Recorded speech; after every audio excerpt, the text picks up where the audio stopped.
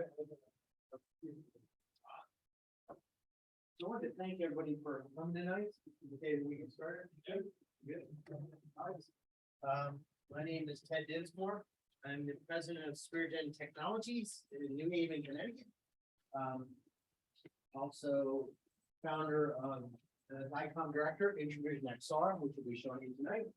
Founder of Visor, which is an optical product, and we're also going to show tonight.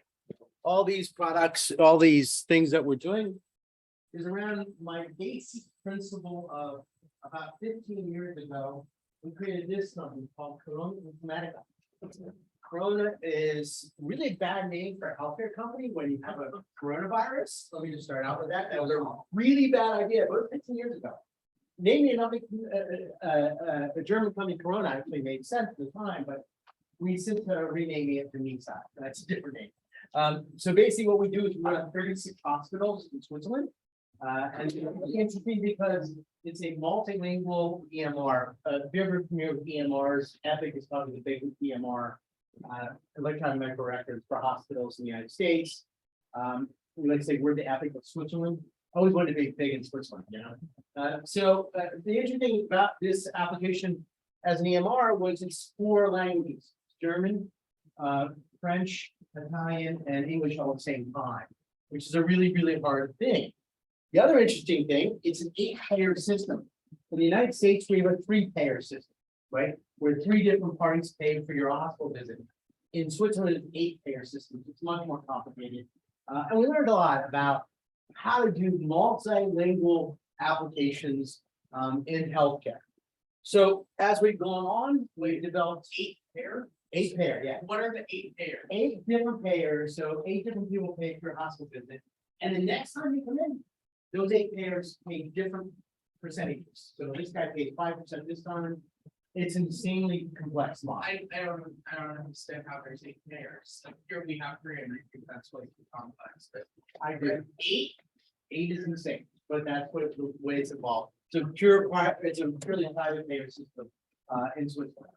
So what we've done is we are traditional cloud developers. We have C# developers based in Pune, India, New Haven, Connecticut, and then we open an operation in Dublin, Ireland, along with the Swiss operation. And really what we do is we think cloud first, and we develop our applications on a 3-tier basis of app development. We're C# entirely, so naturally we're a Unity shop, naturally. And what we've done is been using Agile methodology and develop our applications. And what we're going to talk a lot about tonight is why in healthcare. About 5 years ago, I think it was 6. When did you graduate? 4 years ago. 28. Oh yeah, I'm losing time. 5 years ago. I decided that the Microsoft HoloLens 1.0. Actually, I'll give you the full story. Jake said I had 3 hours, right? No problem, right? I tend to talk long. I apologize. So what happened was we started playing with Google Glass in the healthcare world back 6 or 7 years ago, and realized it really wasn't useful because we only had 2 or 3 lines of data we could use for the hospitals. So when HoloLens 1 came out, we actually jumped on that really early, and we created some really ugly pink. Remember that Chris was one of our early developers. Pink blobs of parts. We did some really basic stuff for medical education. Kind of thought our way through how to create applications in a HoloLens virtual reality, augmented reality headset. And we realized really quickly that what we learned in multilingual, what we learned in 3-tier development was really, really important when it came to headsets. Now, why? Anybody want to guess their opinion on why? No. The headsets don't have a lot of processing power. We're doing all the processing on the back end and the middle tier layers. So our database layers and our business logic layers are doing the majority of the work. And we're surfacing Unity as a UI front end to us. As 3-tier cloud app developers, we've always thought that way. So when we hit these headsets, then we had really, really low processing power. This is what we've learned.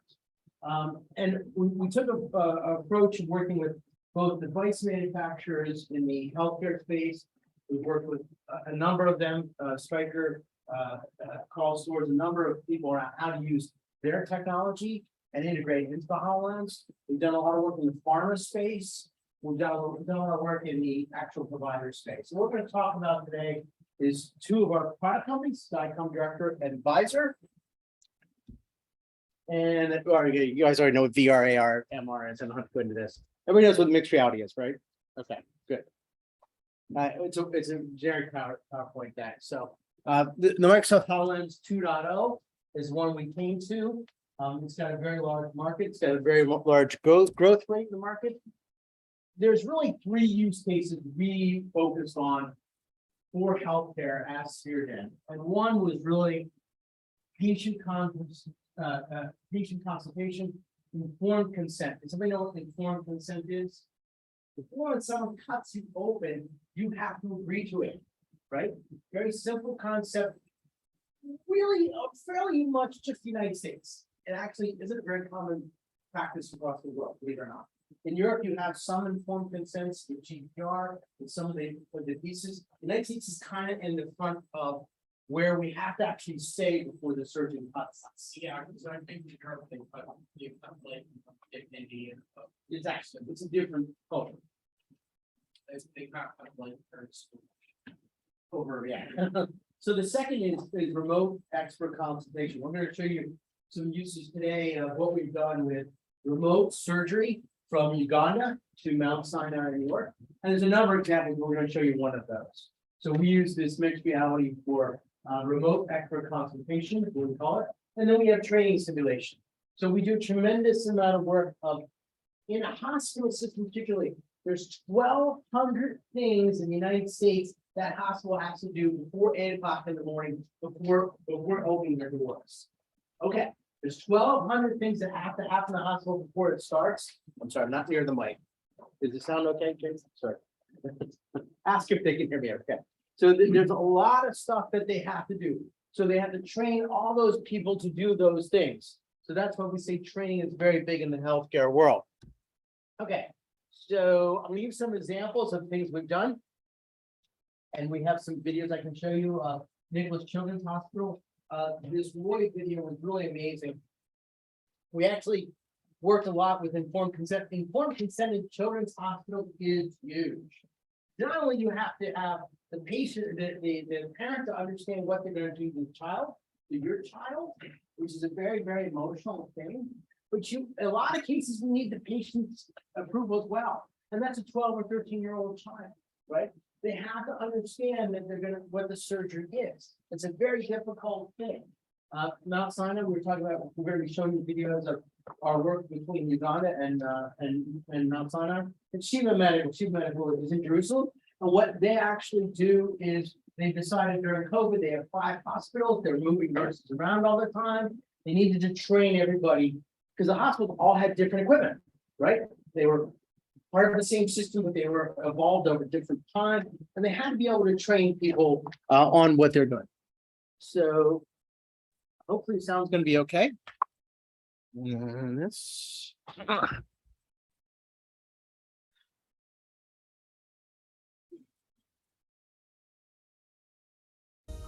Remote assist pin. It sounds like coming through. Good morning, Dr. Marin. Hi, Joseph. What do you have today? We have a 4-year-old girl. You guys can hear Shared there, surgical but not knowledge here. is the basis behind our program. It begins with a long-standing mission at Mount Sinai to provide global surgical health to places around the world which are underserved. The Tribirwa Surgical Center in the eastern region of Uganda is a sustainable program that we can provide affordable. Go down to audio devices. Mhm. The speaker. It's currently playing on your microphone. Okay. Speakers audio, that's gonna be laptop display audio. Okay, good. Let's see if that. Try that. Remote assist Awesome. pin. Thank you, sir. Good morning, Dr. Marin. Hi, Joseph. What do you have today? We have a 4-year-old girl. Shared surgical. Sorry, I'm going to start that again. Remote Let me assist. just pause 1 second. The way this started was Dr. Marin came to us in March 2 years ago and said, I normally go on rotations in Uganda and teach doctors techniques in surgery. And I broke a lot of laws, and he said, yes, how can I do this, Ted? I said, I can send a headset to Uganda. I got in a lot of trouble from a lot of people by doing that because, as somebody mentioned, these headsets were used by the U.S. military. So I sent one to Uganda and did this. And afterwards, it was a great story, but I got a lot of trouble going into doing this one. But it's what Remote assist pin. Good morning, Dr. Marin. Hi, Joseph. What do you have today? We have a 4 years old girl. Shared surgical knowledge is the basis behind our program. It begins with a long-standing mission at Mount Sinai to provide global surgical health to places around the world which are underserved. The Tribirwa Surgical Center in the eastern region of Uganda is a sustainable program that we can provide affordable, safe surgery to everyone.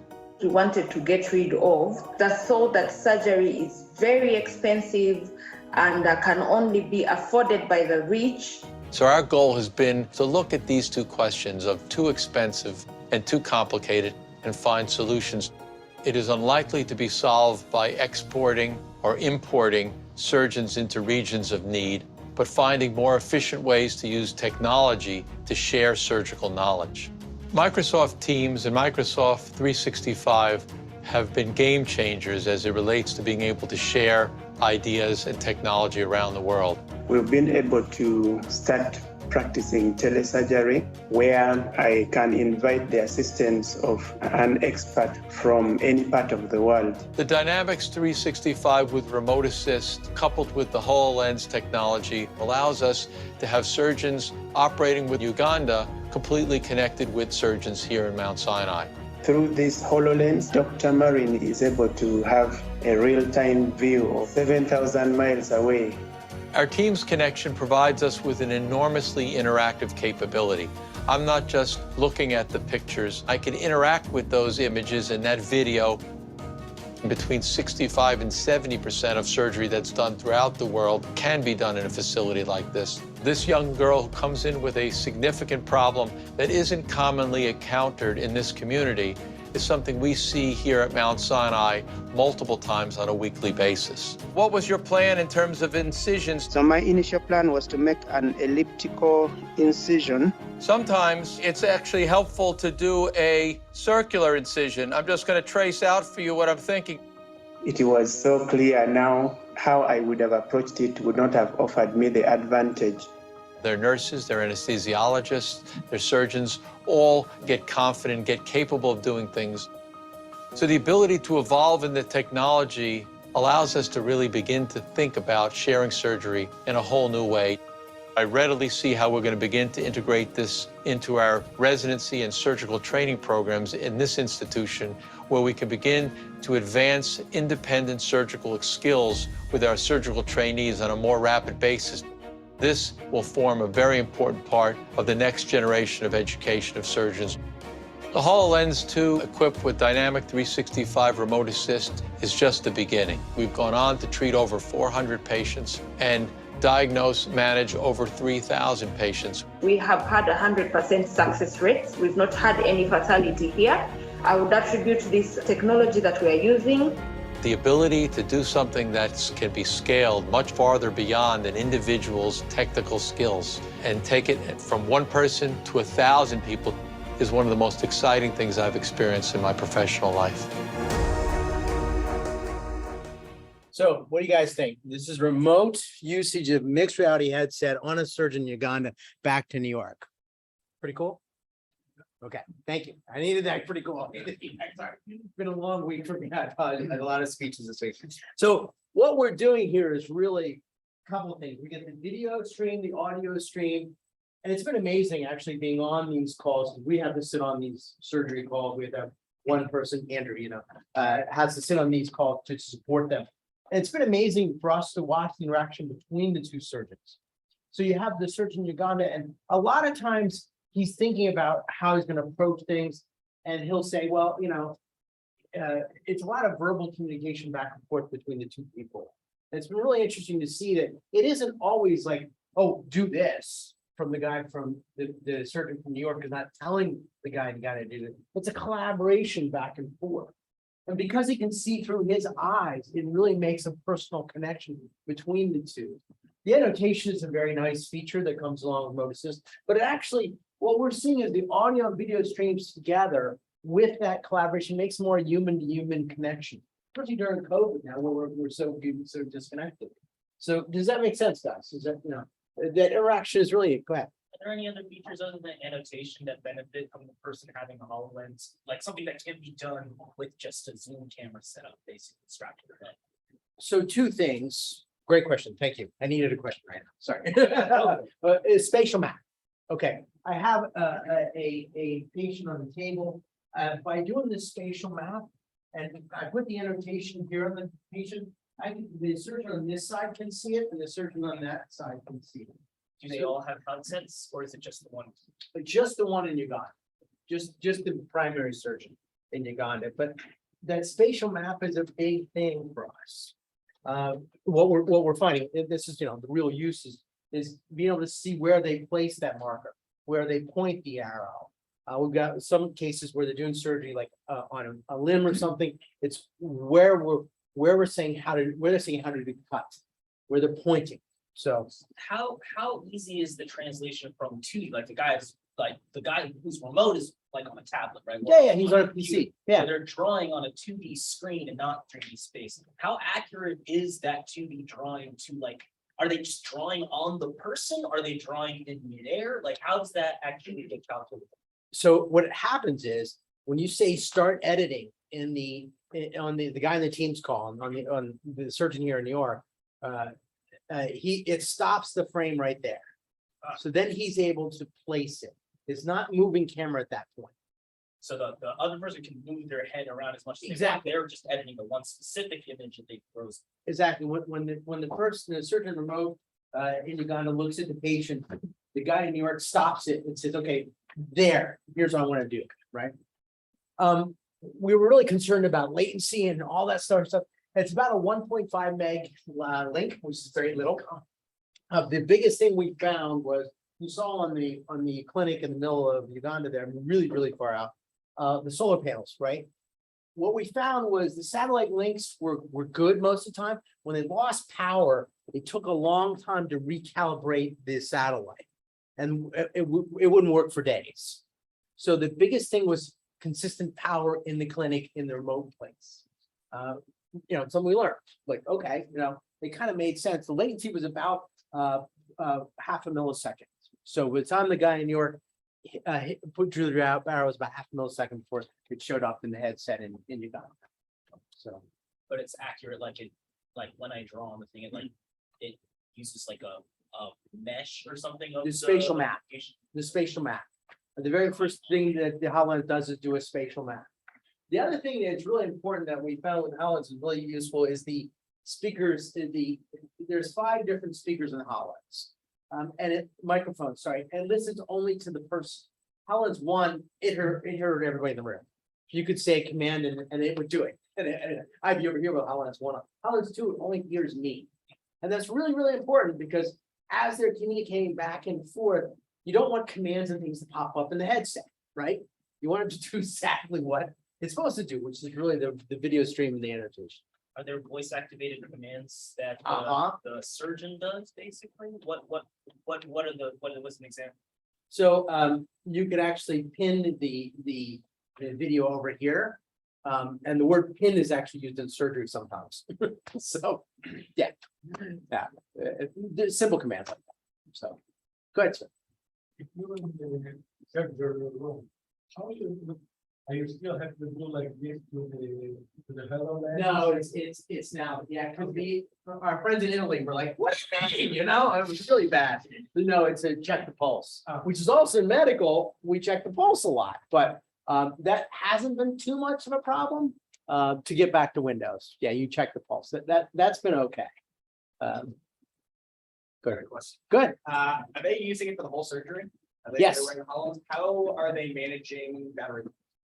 It hasn't really been a problem. Hasn't been a problem. No, it's been about 2.5 hours. It'll Okay. go. That's usually what it is, like an hour and a half to 2 weeks. Exactly. Exactly. They're not using it just for like preliminary, like surgeries can take long time. Long time, you know, they swap out hollow lenses, would they? Right. Be tethered. And Tethering. tethering for a doctor is not a big thing, because Yeah, they're it's used not- to the tail, sitting. you know? Yep. So that's an option. Great demo. How do you sterilize? So there was really interesting work in sterilization during COVID. And what was the hospital in New York? Alexander's Hospital? Cornell Well did this really interesting study. I thought it was the best study. And they took 3 HoloLenses and they infested them with COVID. They took one and put it in a X-ray cleaner, a clean box, and zapped it. They took one and wiped it just with a lens wipe, and the third one they didn't do anything at all. Guess what happened after 2 hours? Nothing on any of them. So a lot of the surgery people were very concerned about this, and people do use clean boxes. Clean boxes are great, you know, but there isn't any real proof that things get stuck to the headset. We do use in the HoloLens, the brow comes out, brow pad. Each doctor has his own brow pad, and we clean the inside. So it really hasn't been as big an issue as we thought it was gonna be. We have it in clean rooms in pharma, which clean rooms are really, really crazy. You've got to really can't have any fibers in clean rooms. And it's been really interesting because once you clean it and you take it in a clean room, it's pretty well clean because there's not a lot of stuff in the air. So that's been an interesting, good question. Other questions? Go ahead. That's really cool. I'm curious about the human aspect of it. Have you surveyed any of the patients to see how they felt with their doctor performing this with instructions from someone far away? So Like their confidence in surgery at the time. in this case, it's a remote, we haven't surveyed the patients, to be honest with you. But he's the only surgeon within 300 miles. So I'll think about that. We have with the children's hospitals in Miami and Houston, we've had some examples of going back, and I have, we have the Roy video? We have the Roy video, right? I will jump around a little bit, because I always like to do that. And this is the video of an informed consent use. So I've been talking about remote surgery for now. Roy, Miami Children's Hospital, Collins, Roy video. So this one always makes me cry, though. I hate to do this one in front of a crowd, you know. But this was an informed consent. So we've been talking about our first use case on my slide was informed consent use case for a children's hospital. Our goal at the Advanced Projects Laboratory is to bring hope and the future to patients and families over the course of a lifetime, to impact and empower them over the course of a lifetime, to imagine, to innovate, to inspire. This particular case of Roy is a very complicated and difficult case. He has a potentially lethal cancer, osteogenic sarcoma, and it was located in an area where we generally don't go very often. I can't believe it. I can't believe it. Why me? Why my son? You know, why we have to go through this? En ese momento lo quería que mi niño que esté bien, es lo único que yo decía en ese momento. The worst diagnosis a parent can hear is the diagnosis of inoperable or untreatable. One of the things that really struck me about this is you have a child who walks in who you would never know had this problem. It's really sort of a hidden entity.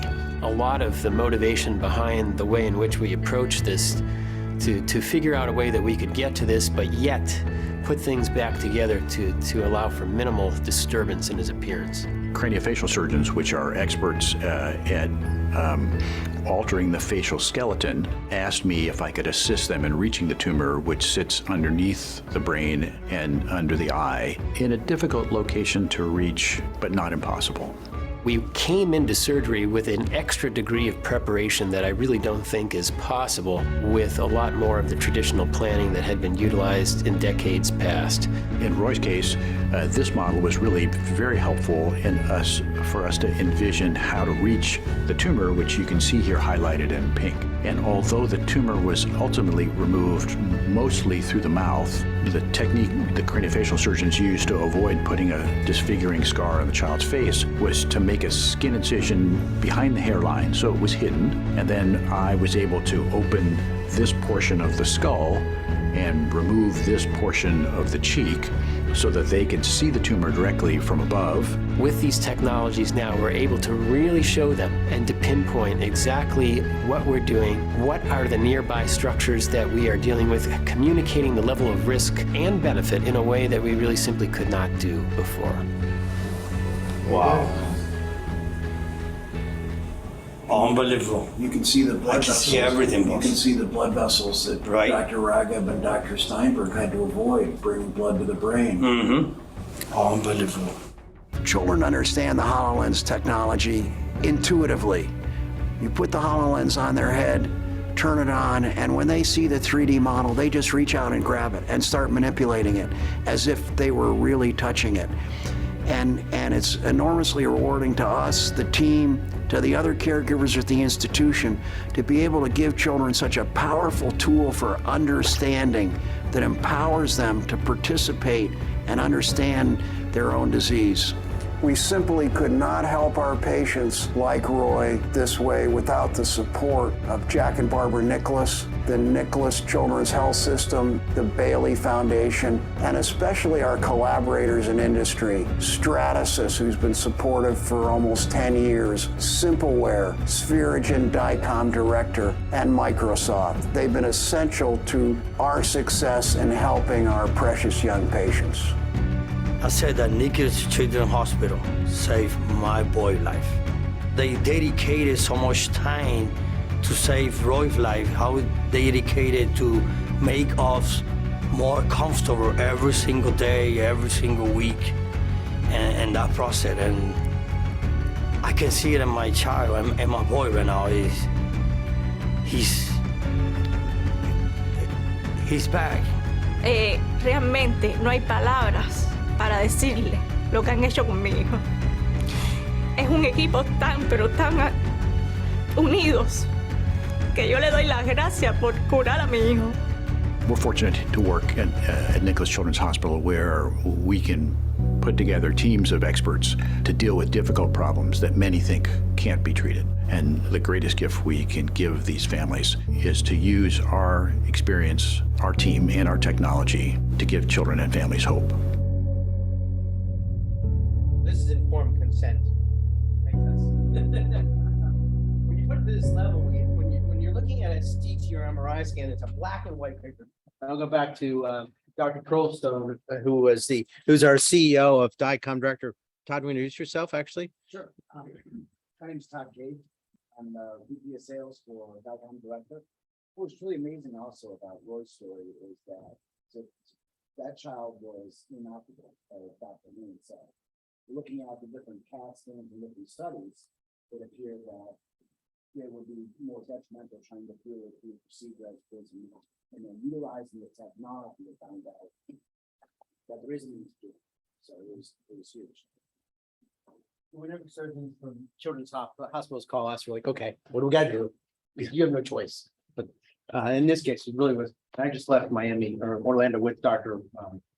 Hannon this morning, and he's got 5 more cases we're talking about and doing. So how they're using this technology is very, very hard to explain in a black and white picture. I'll go back to Dr. Pearlstone, the CEO, DICOM Director, who's 20-year oncology surgeon, who's doing very complex surgeries. He said, I have to spend 45 minutes explaining to a patient what this black and white picture is. I'm in surgery looking at basically a black and white picture on a light box while my kid's at home playing 3D pop-up display. What's wrong with this picture, Ted? And I'm like, you're right. So what we've done is gone and done something about it. We actually take this, the doctors upload their CT MRI. This is a segue to your slides, right? Yep. When it came up there. What we do is we take CT or MRI scans and convert them to 3D models in the cloud. Because we have to do within like 5 to 7 minutes, because we can't be too long. And we actually, you want to show your slide? Sorry. Oh, God, I know the word. Yeah. And that was Roche. Yeah, this. Yeah. and we create a 3D model, then you visualize the 3D model in HoloLens. We also visualize the 3D model in the Oculuses and in the iPads, because there's different use cases where we want to have a black background in a VR headset, so it's very clear for the model. Models are we can use a little bigger models in an Oculus. A lot of these models, like when you're talking about like a cardiology model or beating heart, it's really big files, and we have to really figure out how to do that. And we've worked a long time on working them into the HoloLens, there's the mixed reality headset. The VR headsets are much easier for us. So it's like, okay, we do the hard thing first, and then we actually get much more space on the VR headsets. Obviously, the VR headsets are kind of a problem because they don't want to use them in surgery, right? That's why the mixed reality headsets. I answer your question about my okay, great. So go ahead. Are we getting the other ones, or you can go? I'll let you go through these because there are different slides. Yeah. Oh, you want? Okay. I don't know if you want to go. So yes, he'll spend some more time on it. Yeah, we'll get after. Why don't we tell them if they have the opportunity, people I know some people are remote, and what will we do after when Ted and I are on time, we're going to actually put on the different headsets and play with it and be able to look at these different 3D models that we're discussing right now. So if people at home want to be able to follow along, and they have either an Oculus for VR, or if they have a HoloLens too, you go into the store and just simply download DICOM Director. It's 2.0. It's only one more.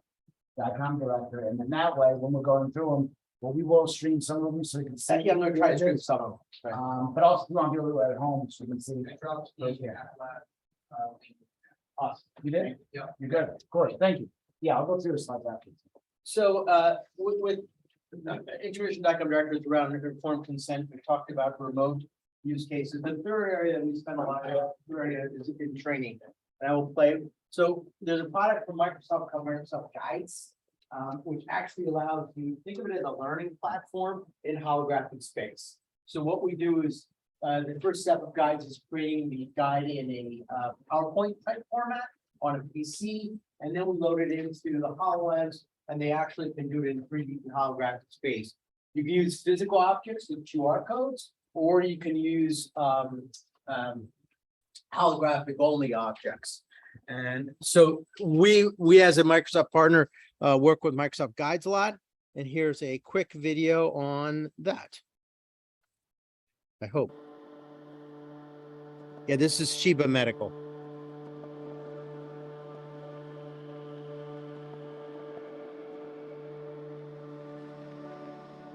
In the COVID-19 pandemic, the whole world learned a very, very sad lesson. The sad lesson is that in those high demanding events where we have a crucial need of lots of health professionals in a specific environment, in this case, intensive care, ventilators, we never have enough people. Messer here at Sheba is out there for almost 20 years as an internationally known simulation center. So when it comes to those events like COVID, the main task that we were dealing with was task shifting. So Guides, the idea would be that every single device in the healthcare system would be eventually accompanied with a tutorial. No manuals, no internet sites, whatever. A tutorial in the Azure, somewhere in the cloud. And this is the way we used it here at Sheba. It's very beneficial to use Guides in this kind of times, because if you know that tomorrow you have to go to the ICU and it's your first shift there and you don't know what to do and you don't have time, and maybe you're afraid to say that you don't know how to operate a device, it's easy, you can use Guides and learn by yourself how to do it. למשל, אני כמדריכה או כמטמיעה, לא צריכה כל הזמן להיות שם on it all the time, כאילו כל רגע. היא יכולה לבצע את זה בעצמה, ואז אחר כך אפילו לשאול שאלות ולחזור אליי, אבל אז זה אומר שאני יכולה לעשות, אני כמדריכה למשל, אני יכולה לעשות עוד דברים מחוץ מזה שהיא מתרגלת.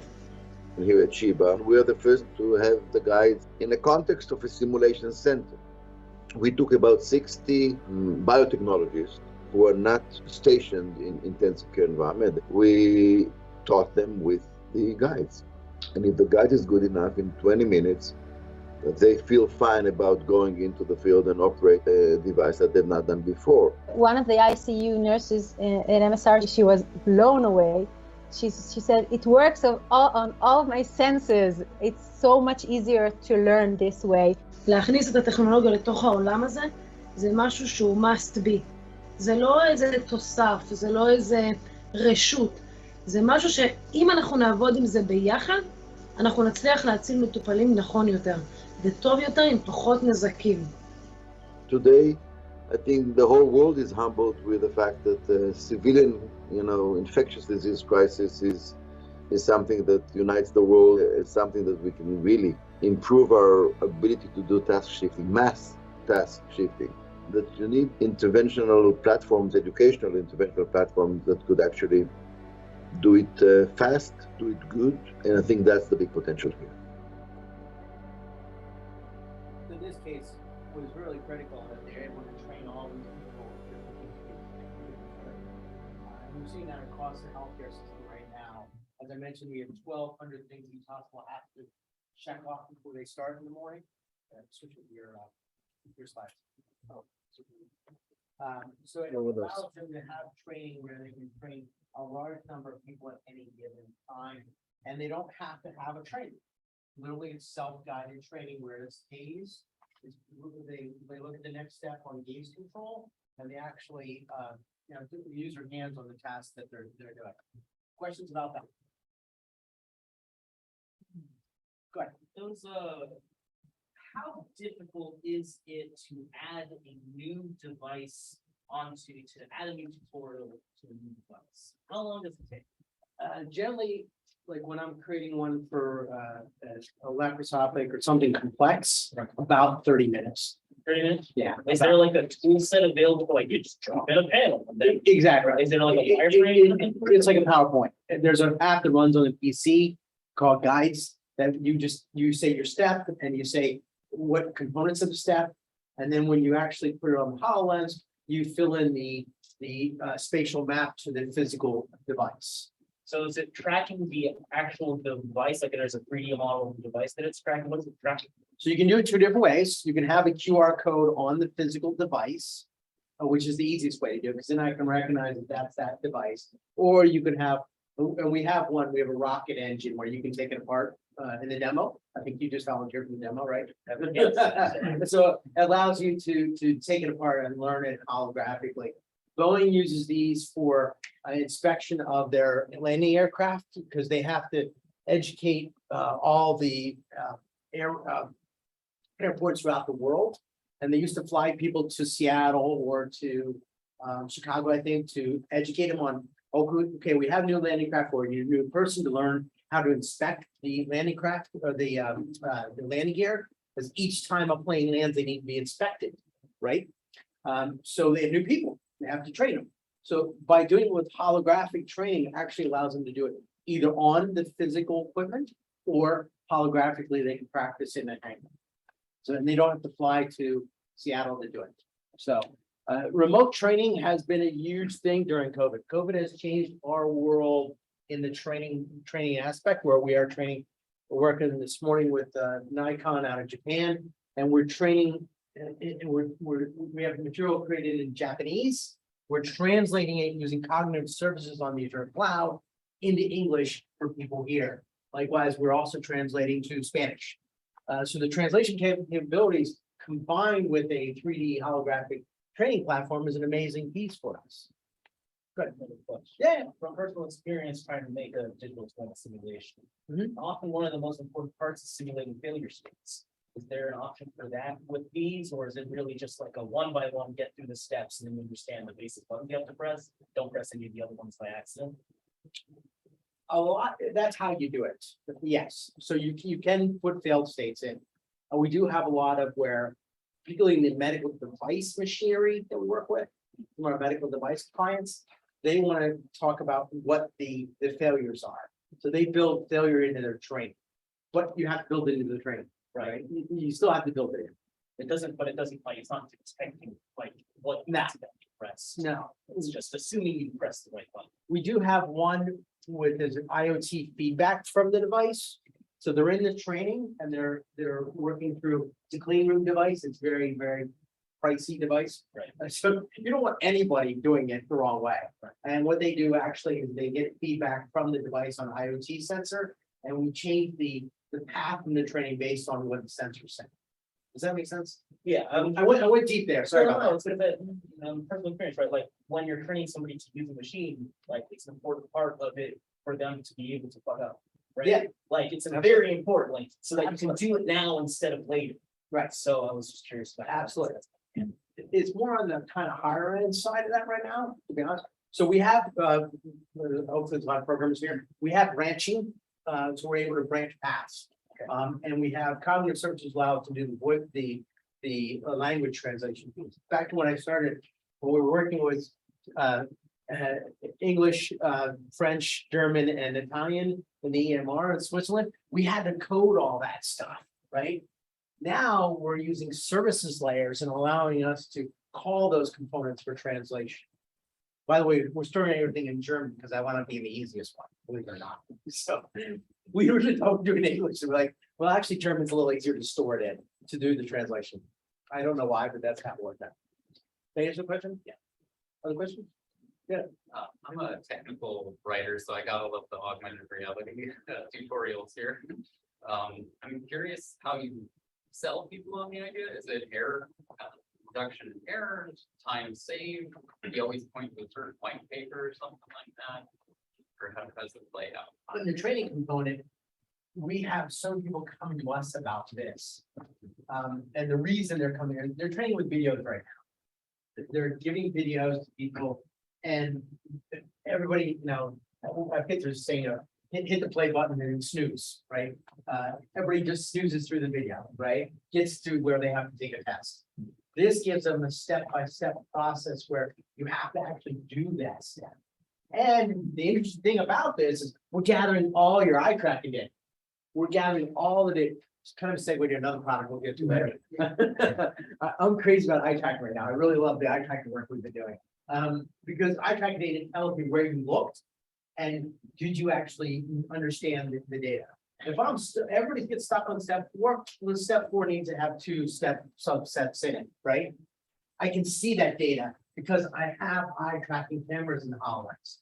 I was really excited when Magic Leap announced the eye tracking cameras, and I took that day, I remember when they announced it, I took all the data about Magic Leap's announcement, sent it to the Microsoft Lab folks who work with it. I said, okay, guys, literally, then I went a month later out to Seattle, and we have more capabilities now in the HoloLens 2 than we have the Magic Leap 2, right? We have 90 frames per second. We got medical level APIs now in the HoloLens 2. So Microsoft did listen to that. I was very pleased because I still can't get my hands on the Magic Leap 2. And anybody has one, let me know. You do? No, I know Brent is gonna do that. Oh, okay. In September, maybe. Oh, okay. Yeah. We've always wanted to play with that device, but we have to work what hardware we have now, right? The Oculus has been great for many use cases. We use the NPVR headset a lot. We use the HP headset a lot on our VR solutions. I'm not saying it right, it's NPV. So it's the same people to make Oculus, but it's in the Chinese side of the lab of the factory. And we use the HP headsets as well on the VR apps. On mixed reality, we use the HoloLens, and we're looking for. We actually are working with Lenovo a lot now on their AR device classes. Little Cluzy has some spatial mapping functions, which is kind of cool. It has some rudimentary functions. Doesn't have the eye tracking we need. I'm sorry, I will let you talk. Sorry. No, that's all right. We'll show you a demo of the eye tracking later. You want touch base, yeah. Go ahead. All right. Did he answer your question, by the way? Because there were several factors. When you look at, like with, I'm sorry. I was going back. Go ahead. So I'm just curious that wondering how much how often are you for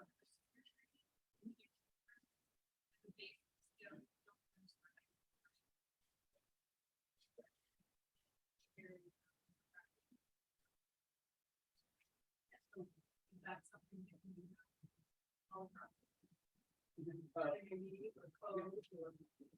Yes.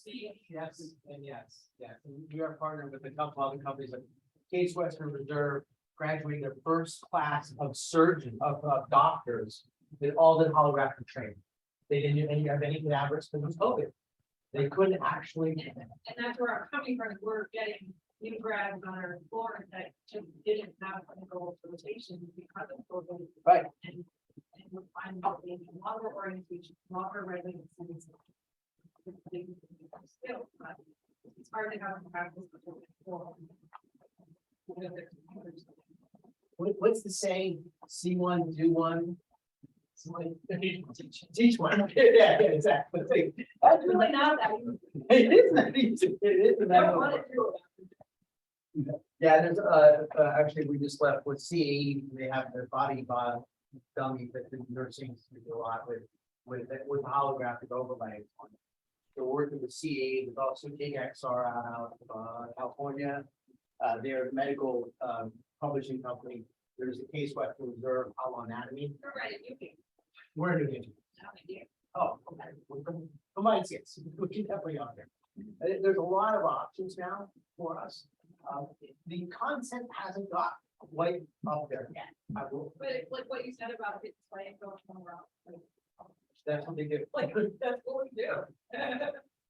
Yeah, if you can really track what they're doing or what step they're actually doing or not. Something engaging, like, not really funny. And you put videos in it, but to get them to do something.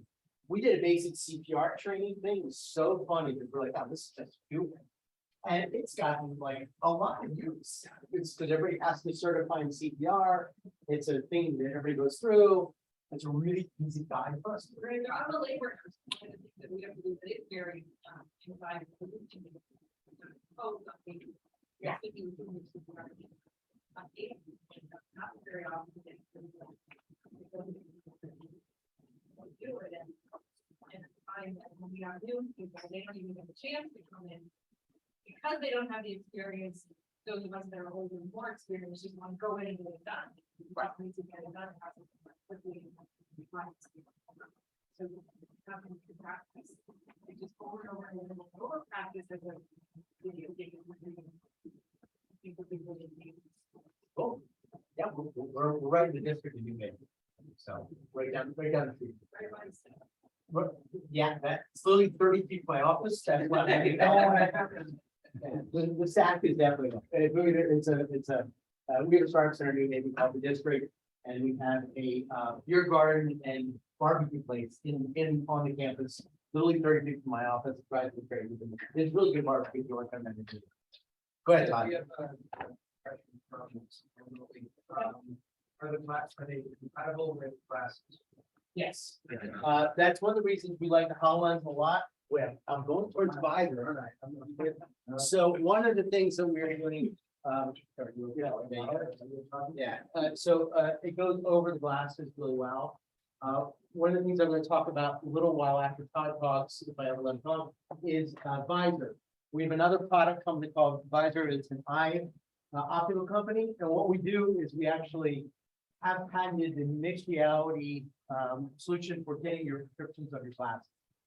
So you actually move, you put a headset on over your glasses or without your glasses, and you move an object into real space, so it's clear to you.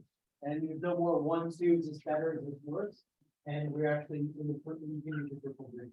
So I patented that one. Don't try to steal it. It's really a good use case that we've worked on for about 3 years now. And we'll show you one that's a reading one as well. Go ahead.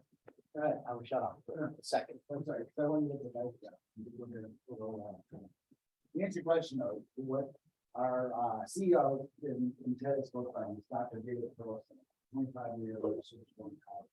He's waiting, we're at the tip of the iceberg, as you guys all know, where there's going to be a bank of guides on how to do, like, how to sterilize something, how to do before, but how to do certain procedures. We're engaged with all different specialties, asking these questions, and then create these go-to, and have it be, the Brigham Women's way, the Boston Children's way of doing it, Mass General, because see that there should be a whole bank. many times the students go through the residency and then how often do you treat them? Is it to have the capability of being able to see that, or and then the rural remote systems. Those are huge applications as well. But you're gonna get where, and because you had said it, you hit play, you go do something else. Just like the mandatory stuff everyone has seen in the corporate world, that you have to do your HR updates every 6 months or a year. It's kind of painful. But when they're with the example Ted used is for CPR, it prompts you to say yes or no. Is the patient breathing? And it brings you down different channels. And then it incorporates the hologram as well with the instructional, same place right hands here, you know, for doing the chest compressions, etc. Where exactly it shows on the patient, where exactly put your fingers to check the pulse. So it's pretty decent. I'm here to talk about for Innovation XR. Ted is giving me the fun task to be able to take a small startup. It's one of the product companies, put it on the map. And you touched on a couple things, but basically what we do is we take a two-dimensional data set, CT, MRI, and bring it to life through a hologram. Best viewed in the HoloLens, we do interoperably. We're also with the Oculus. Both of these here can be played in that. So patient engagement, patient consent. Some surgeons are really good at this and taking the time to go through and make sure the patient thoroughly understands the condition and what the procedure is going to be. Flipping through different slide to slide, trying to explain it and show it to them. My mother is 80 years old. She is getting another total knee. Them going through and explaining it, it's very hard to grasp. The patient may at some point feel, okay, I'm not getting this, so yes, I'm also, surgeon, you know better, and okay. Or some surgeons are phenomenal, they deserve to be in the OR, and that's it, bedside manner, they're not explaining it well. So to be able to go through and show a patient what exactly is going on with their, what's the anatomy, what's the procedure, and to be able to bring it to life, this helps things a lot more, being able to show it and explain. And it also, I was in with a surgeon here in Boston, he put it on, and we looked at, he was a child orthopedic surgeon, and I said, is there value to this? And he said, oh my gosh, yes, a lot of other words, I don't want to say it really out loud, but he couldn't believe it. But in doing so, it streamlined, being able to hone in on what he was looking at, be able to see the tissue of bone interaction. But also, when we look at this, we were discussing for a certain condition, we also see, obviously, this vein is not there, this person's drawing the blood from their leg somewhere else. I'm not a surgeon, I've been in sales forever, I'm a medical device guy. So the impact this has for true patient engagement is unbelievable. I'm gonna go through more different user applications in just a minute. What this is right here, I'm showing you a quick video. This is actually a patient who took their CT. This is the actual CT of a patient who's COVID positive. They have pneumonia, because we know, because you can see all this food. All right. So what we're able to do then is be able to anatomically place the CT around the patient, or be able to show them that through the HoloLens, and they're actually able to look inside 365 degrees, so you're able to see it. And explaining to the patient, we're showing them here, because they're segmented out, the rough and yellow, the fluid's blue. When we turn it off, you can see the area. You can explain to the patient, this is why you're having a hard time breathing, because this amount of space and lungs not being utilized. What we're using here is a cutting plane, which allows us to do that same thing as far as stopping on a slide. If we're looking at a CT going through the study, going back and forth, back and forth. You can see I'm a salesperson, attention deficit. So if I have the headset on, there's no way I'm going to keep it stationary. Whereas when I use the cutting plane, I can pin it as in using Ted's lingo to hold it in place, so then we can look at it and do it. So this is just again showing, it was really cool because I love watching this with everybody.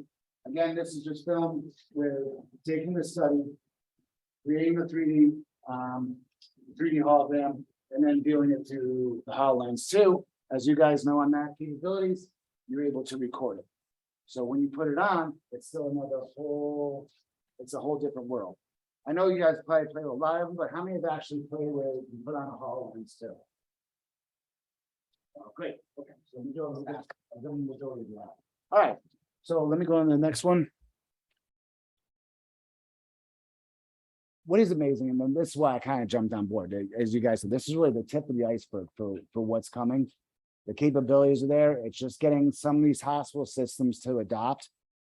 Again, so I cover nationally, globally, what we're finding is more of the innovation centers are popping up everywhere at these hospitals. They like to brag and say, I have a big, beautiful innovation center, and they're bringing technology in like this to evaluate it. Also, every single day, we're getting more and more inquiries. We're already engaged and have as customers many large hospital systems, regional hospitals, doctors. But as we look at the market itself, it's still growing exponentially. For looking at for just your traditional CT MRIs, when we look over at them being able to use any headset, the market is just going to explode. And these numbers are low on a global standpoint and conservative for healthcare. So what are the different user applications? And what's interesting, in the beginning, we got the dentist jumped all over this technology. Dentists were all over. Medical device, I mean, lawyers, to be able to document something. It just goes on and on. But if we look at the surgical specialties, my background, I was a director of business development for Smith & Nephew. Orthopedics is huge for that side of patient engagement. Being able to work with surgeon collaboration. Can I talk about collaboration? Absolutely. Okay. Please. Yeah, I'm using the language of this. Another tool we're actually running right now is collaboration.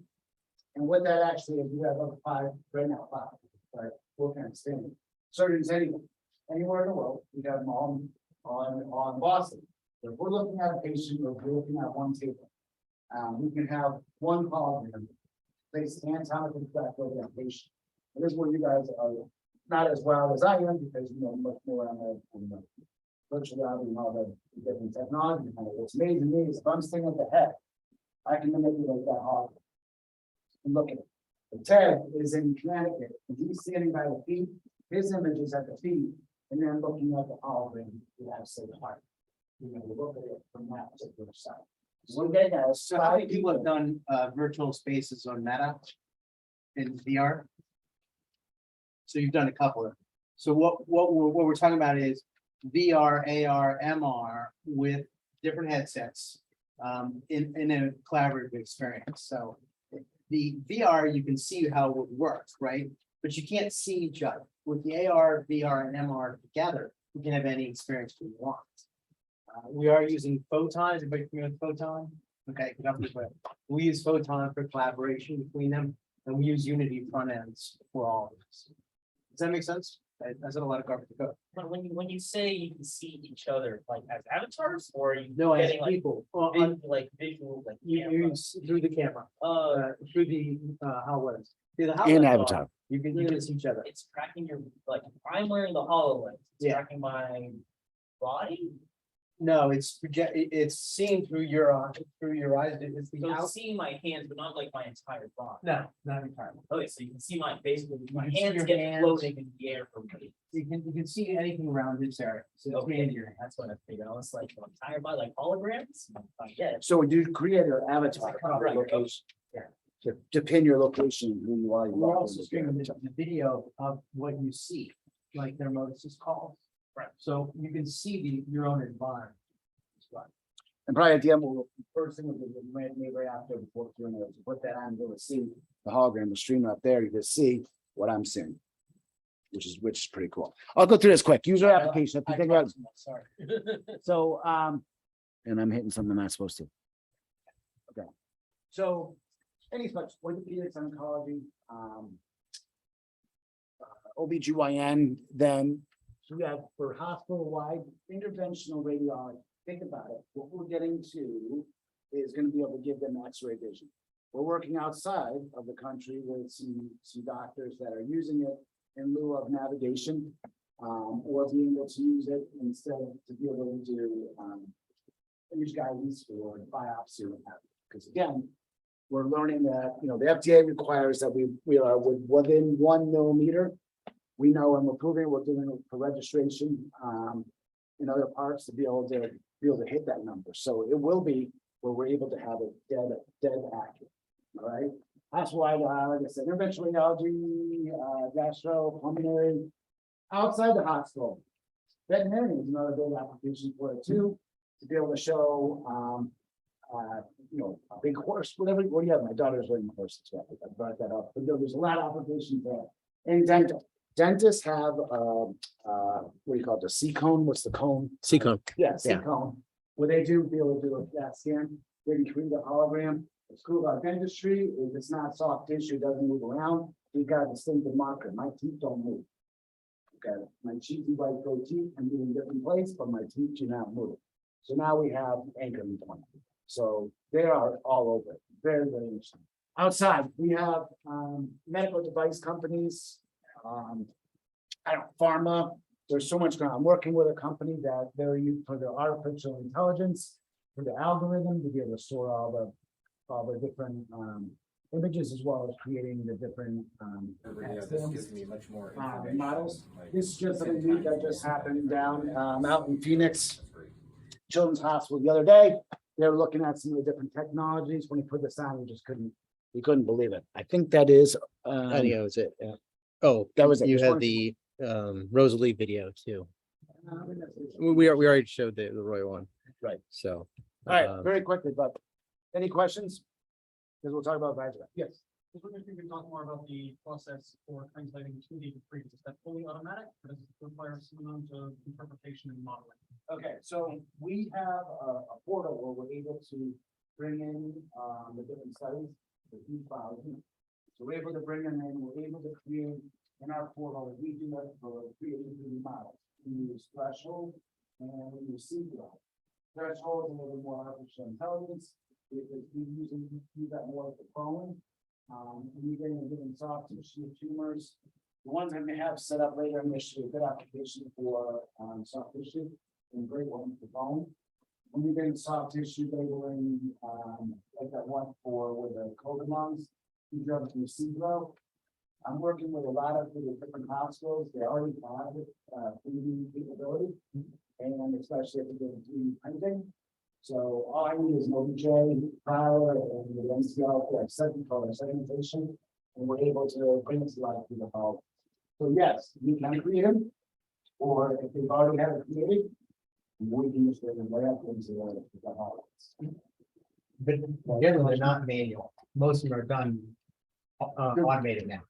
It depends, or yeah, if you're still, some. If you want to get a nice smooth model, you're right, you can run it through some, but then to get it to be, yeah, you want and present. I've always a lot of the different technology.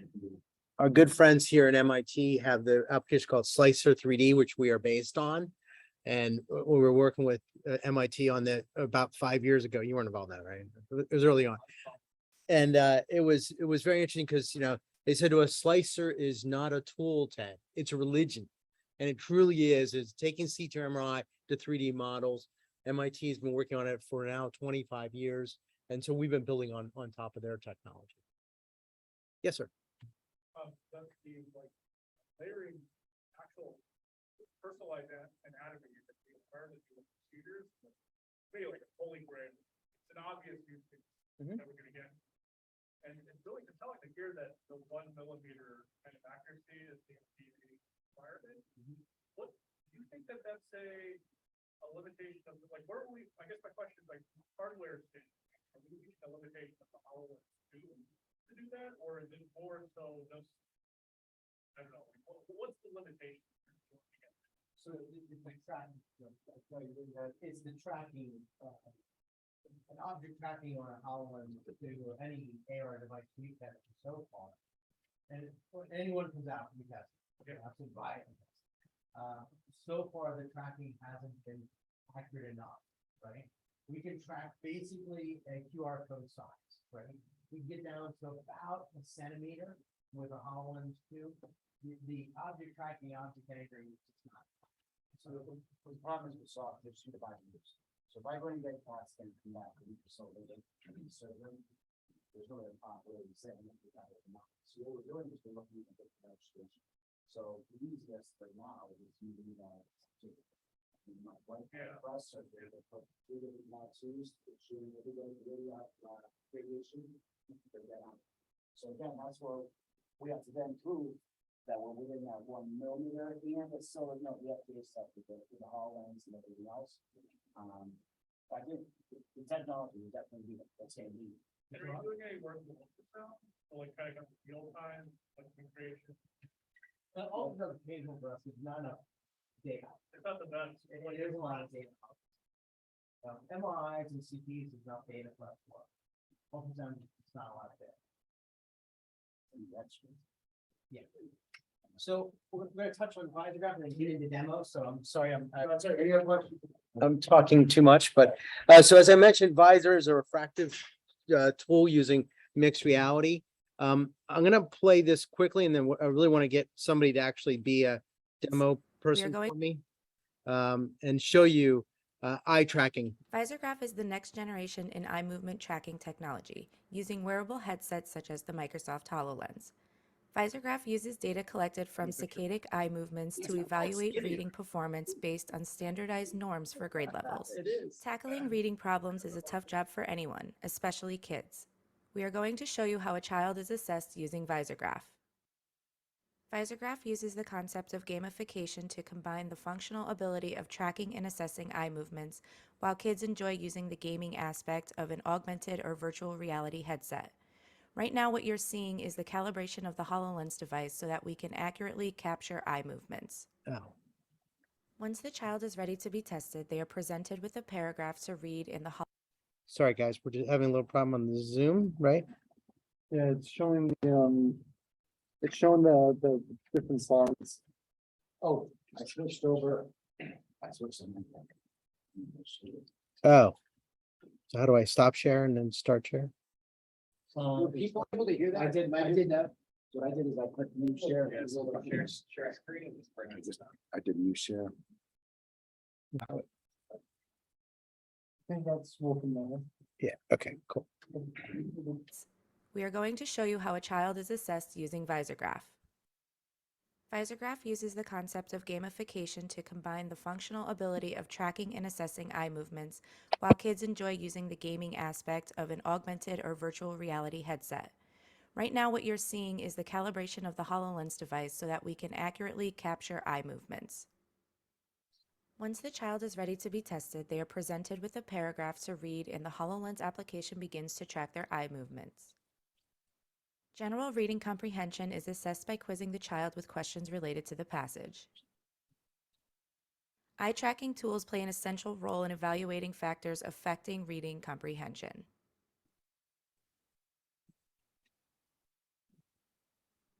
With VisorGraph, optometry clinicians, teachers, and parents can view video replays of an assessment. Video simulations show recorded tracking results of eye movements as the passage is read. There is no more guessing about how a child is processing their words while reading. The data is also readily available in graphical formats which are easy for everyone to understand. A subject's reading skills are charted in comparison to standardized grade level averages to allow easy assessment of skill level. Literacy is a critical problem in our communities. 1 of 5 adults struggle to fill out a form.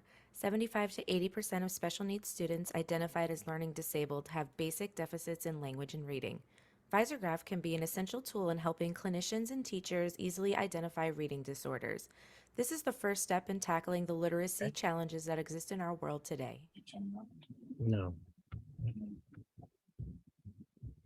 It's unconnected. So what we're going to do now is have you guys demo some. Is there any questions on VisorGraph? I know, but you're great.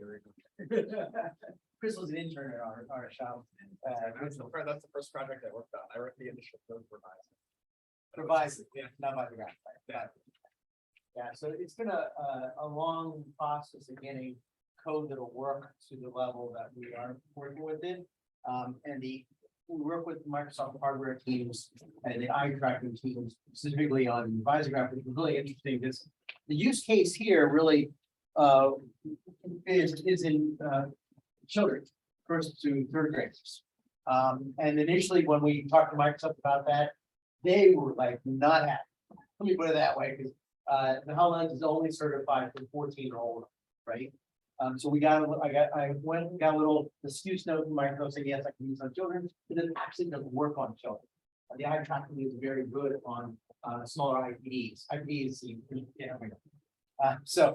we actually have the capabilities where we can track the child's eyes and now figure out based on how they're reading, what reading level they're at. This is really useful for teachers. People, believe it or not, a lot of GD programs are using it because they have an adult learner that comes in, their GD, they need to figure out where they are. Are they 5th grade? Are they 6th grade? Are they 10th grade level? So then they have to get their reading level up so they can pass the GED testing. So this has been an interesting piece that we didn't even think about. That's come out of the work you've done. The Barb Bush Foundation has been the sponsor of it along with Microsoft and T-Mobile. And we've all been working together to get basically connectivity in schools, and the ability for teachers to be able to use this technology. Questions?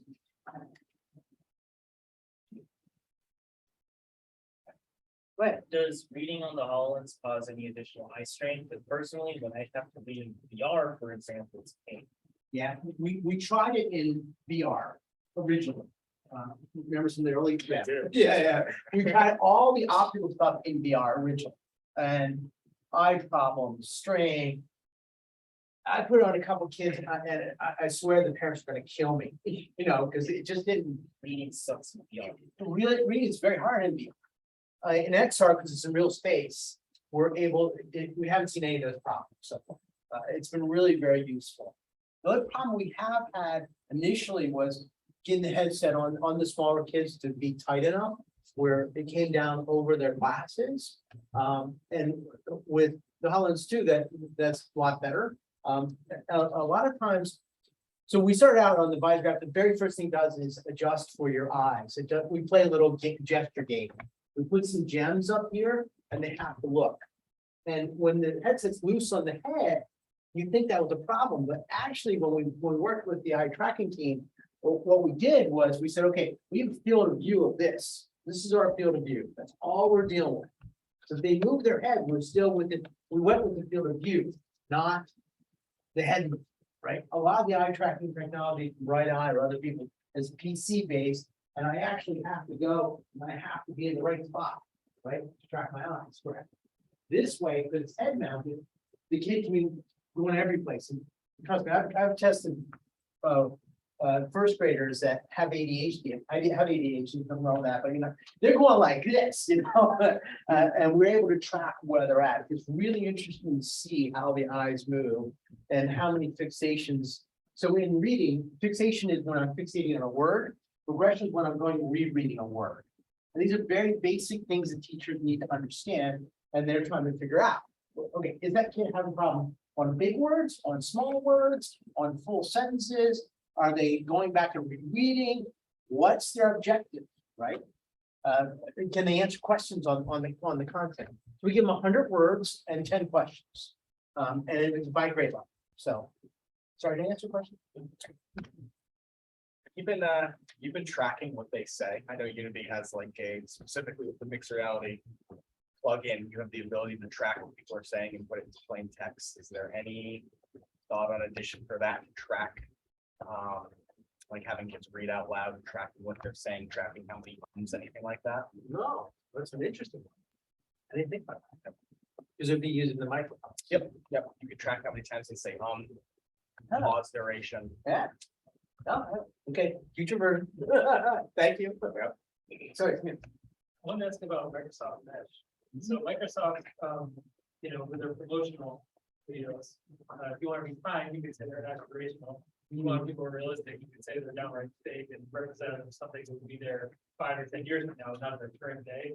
But with Mesh, it seems like instead of just having that surgeon in New York appear in a little Zoom window, right, they could appear as a full body hologram, interacting with the other people in the room, gesturing at the patient, pointing things out, and be truly telepresent. It seems like that's pretty far off, but I wonder if you talk a little bit about Mesh and what your thoughts are. Hard things we to comment on. I understand. Yeah. How do I answer this one? Sorry. Mesh is now a product on Microsoft Teams, not on mixed reality.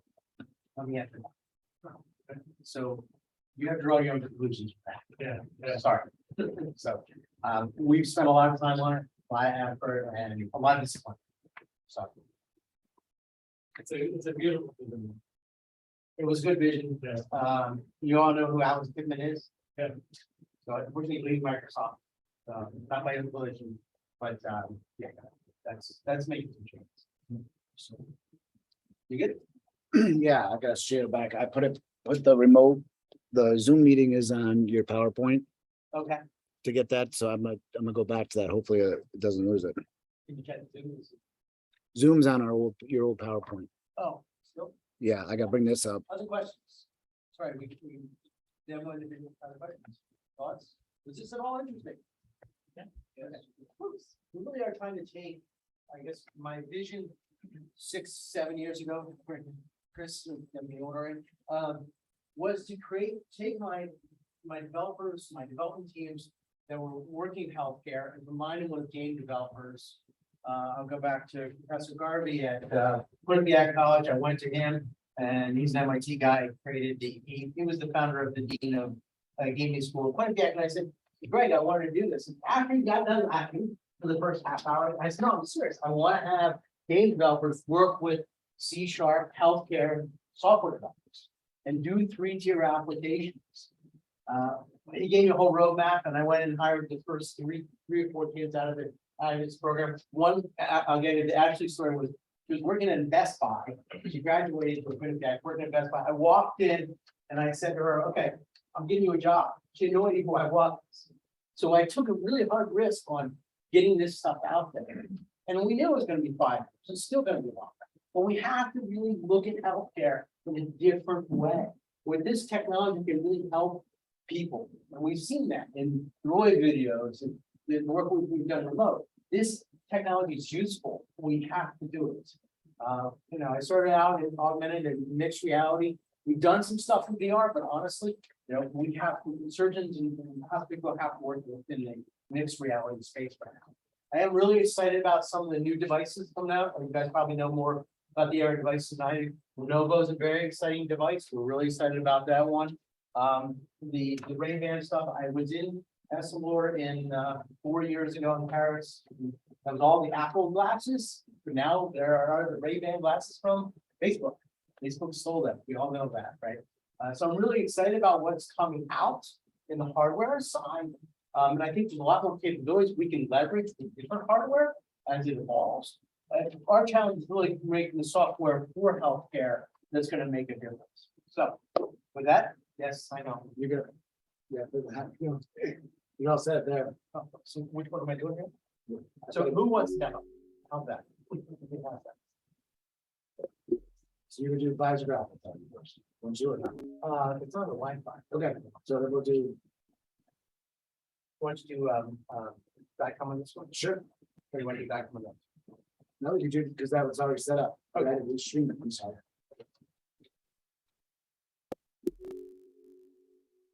Actually, what guy? What would you like to do? You want to do guys, right?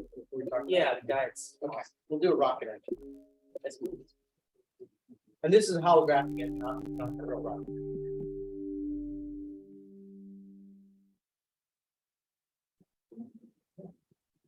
Okay, of all the stuff we talked about today, what's the most interesting? Tell me. I want to see the guys. I want to see how. I mean, I've seen you're not going to show how set up on the. Yeah, we can show you how to operate. How to and there's really these videos, so you can bring it up, and then holographically making the markers.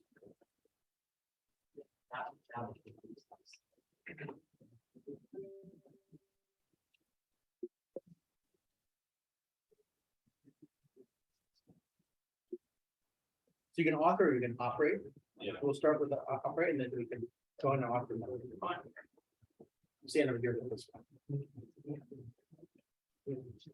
Other ones, we have the VR headsets set on intermittent. You want to go like this? Try those? Or you want to start doing demos? You're the people who know.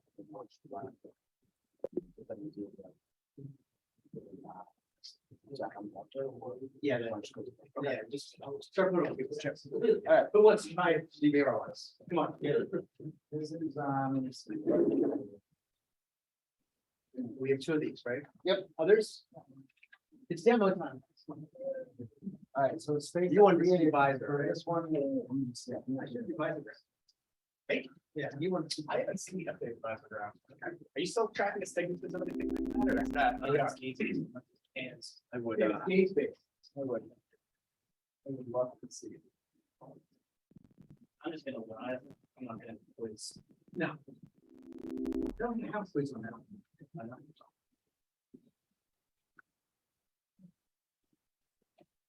So the first thing it's gonna do is ask you to do calibration.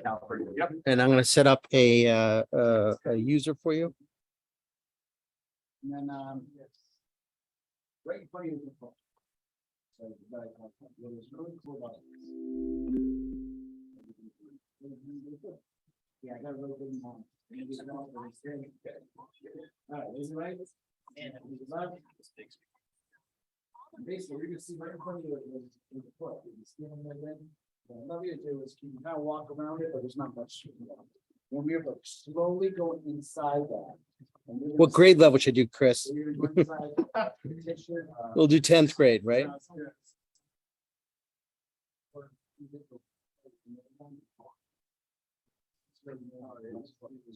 Not wild, wander around in there. Let me get this other one up. Do you wanna try it? Yeah. I overheard. We're done for the remote particularly, which is people playing, yeah. Yeah, we can shut off the Zoom at this point. There's nothing to do remote. Couple of quick announcements. Yeah. And yeah, people just socialize and check us out. Fantastic. Oh, thank you, thank you. All right, you ready, Chris?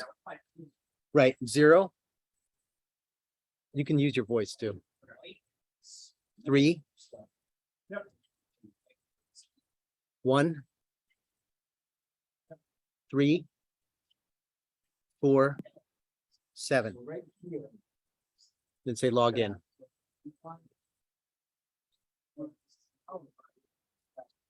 Start.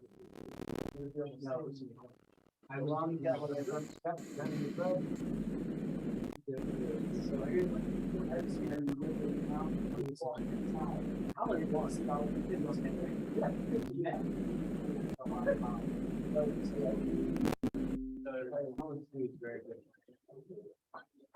so if you go slowly, you could actually slowly walk inside of it.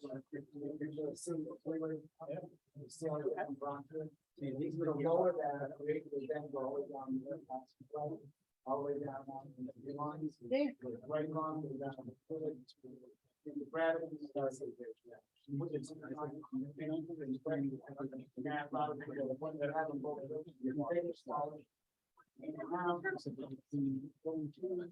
Lower and then come around the other side. You walk down here.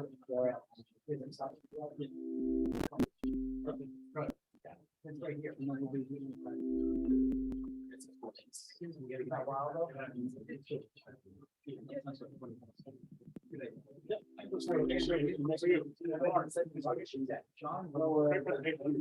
Talking to some of your people. I'm over at the Brigham. Yeah. You guys are really good. So, I don't know how to brief you. Kind of. In XR, but this year we're doing a really big. And the goal is actually to create highlights.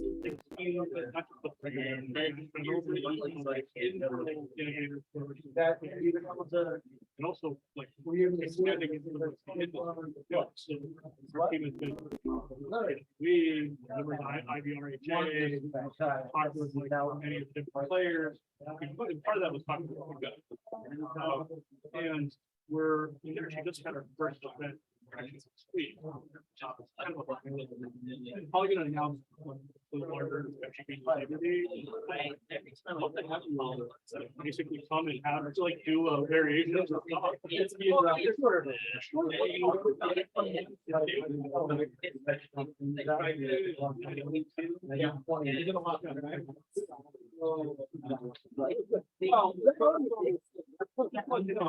Yeah.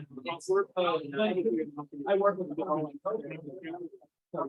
Yeah, no, I mean, it's like, it works, still with the being asked.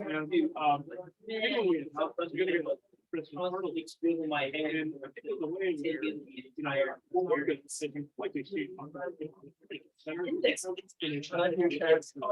People that like are interested in. It's We're gonna get to a sale with. Potential things.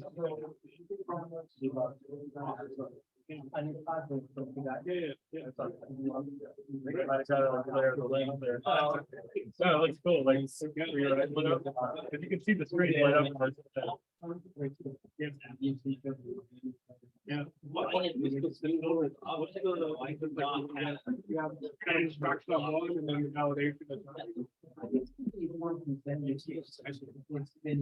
So hard. Actually, yeah.